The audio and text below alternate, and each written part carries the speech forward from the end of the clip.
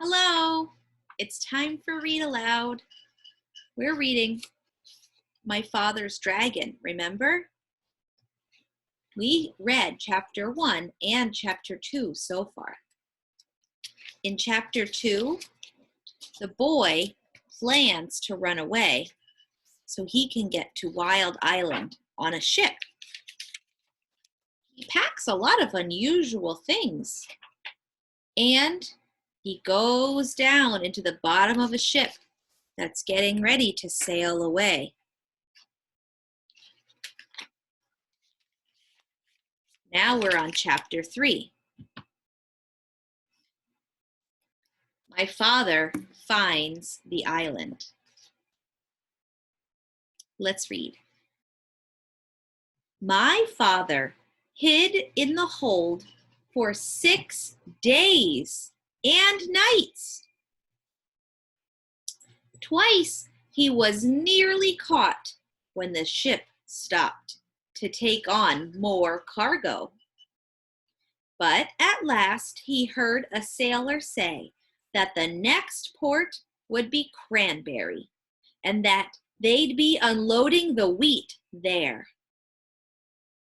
My father knew that the sailors would send him home if they caught him. So he looked in his knapsack, remember that's a backpack, and took out a rubber band and the empty grain bag with the label saying Cranberry. At the last moment, my father got inside the bag, backpack and all, folded the top of the bag inside and put the rubber band around the top. He didn't look exactly like the other bags, but it was the best he could do. He's the lumpy one. Soon the sailors came to unload. They lowered a big net into the hold and began moving the bags of wheat. Suddenly, one sailor yelled, "Great Scott! This is the weirdest bag of wheat I've ever seen! It's all lumpy like, but the label says it's to go to Cranberry." The other sailors looked at the bag too, and my father, who was in the bag, of course, tried even harder to look like a bag of wheat. Then another sailor felt the bag, and he just happened to get hold of my father's elbow.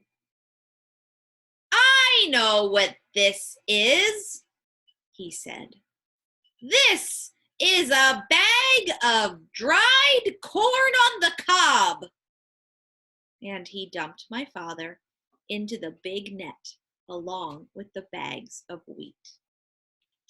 You think this kind of feels like the hard part of corn, the corn on the cob?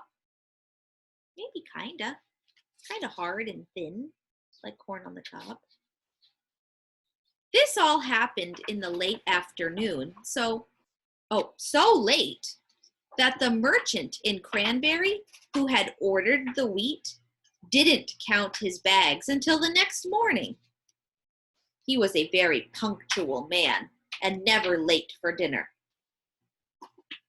The sailors told the captain, and the captain wrote down on a piece of paper that they had delivered 160 bags of wheat and 1 bag of dried corn on the cob. They left the piece of paper for the merchant and sailed away that evening. My father heard later that the merchant spent the whole next day counting and recounting the bags and feeling each one, trying to find the bag of dried corn on the cob. He never found it because as soon as it was dark, My father climbed out of the bag, folded it up, and put it back in his knapsack. He walked along the shore to a nice sandy place and lay down to sleep. My father was very hungry when he woke up the next morning. Just as he was looking to see if he had anything left to eat, something hit him on the head. It was a tangerine. You know those little oranges?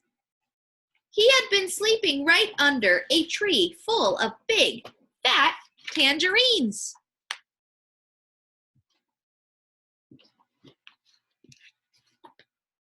And then he remembered that this was the island of Tangerina.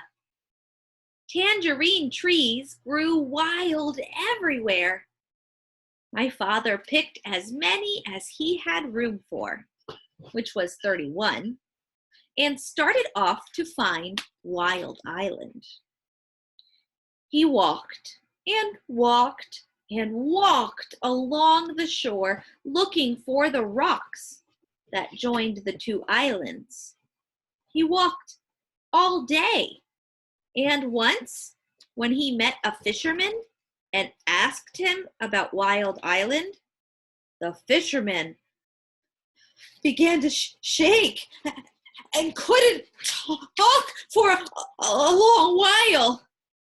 It scared him that much just thinking about it. Finally, he said, "Many people have tried to explore Wild Island, but not one has come back alive. We think they were eaten by the wild animals." This didn't bother my father. He kept walking and slept on the beach again that night. It was beautifully clear the next day, no clouds. And way down the shore, my father could see a long line of rocks leading out into the ocean. And way, way out at the end, he could just see a tiny patch of green. He quickly ate 7 tangerines and started down the beach. It was almost dark when he came to the rocks, but there, way out in the ocean, was the patch of green. He sat down and rested a while, remembering that the cat had said, "If you can, go out to the island at night, because then the wild animals won't see you coming along the rocks and you can hide when you get there." So my father picked 7 more tangerines, put on his black rubber boots, and waited for dark. It was a very black night, and my father could hardly see the rocks ahead of him. Sometimes they were quite high, and sometimes the waves almost covered them, and they were slippery and hard to walk on. Sometimes the rocks were far apart, and my father had to get a running start and leap from one to the next. After a while, he began to hear a rumbling noise. It grew louder and louder as he got nearer to the island. At last, it seemed as if he was right on top of the noise. And he was. He had jumped from a rock onto the back of a small whale who was fast asleep and cuddled up between the two rocks.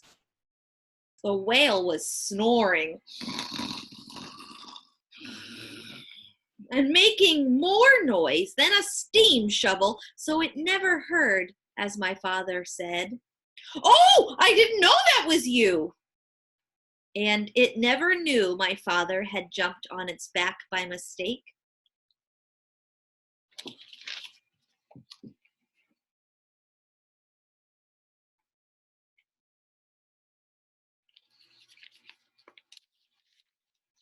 For 7 hours, my father climbed and slipped and leapt from rock to rock. But while it was still dark, he finally reached the very last rock and stepped off onto Wild Island. That is the end of chapter 3. Chapter 4 is called My Father Finds the River. Remember the river that goes down through the middle of the island? I wonder what he'll find there. Let's read together soon.